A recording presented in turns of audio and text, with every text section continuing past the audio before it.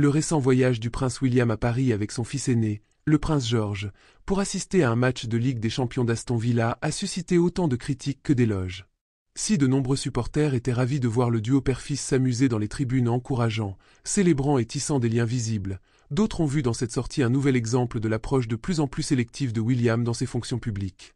Dans une interview d'après-match, William a exprimé l'importance de partager cette expérience avec George, la qualifiant d'occasion rare et historique pour les supporters d'Aston Villa.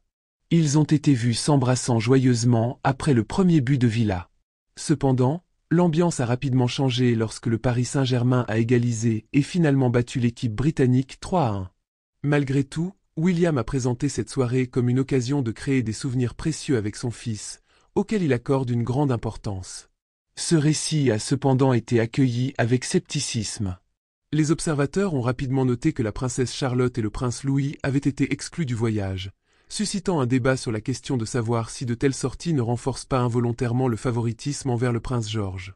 Certains se sont demandé si l'exclusion répétée des grands événements pourrait un jour influencer la façon dont les cadets perçoivent leur rôle au sein de la famille royale. Le moment choisi pour ce voyage a également suscité des interrogations. William était opportunément absent du pays tandis que son frère, le prince Harry, avec qui il est brouillé, effectuait une brève visite au Royaume-Uni. Compte tenu du désaccord persistant entre les deux, certains ont émis l'hypothèse que l'excursion parisienne était une manœuvre stratégique visant à éviter une rencontre gênante, voire potentiellement conflictuelle. Plus généralement, les commentateurs royaux ont souligné une certaine régularité dans les engagements publics du prince William. Bien qu'il soit régulièrement photographié lors de matchs de football et d'autres événements d'intérêt personnel, il semble beaucoup moins enthousiaste lorsqu'il s'agit des devoirs royaux traditionnels.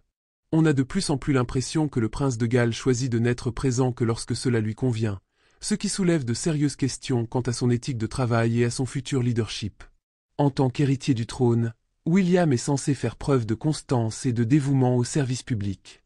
Pourtant, si cette tendance se poursuit, nombreux sont ceux qui se demandent si son règne ne sera pas davantage le reflet de préférences personnelles que du devoir.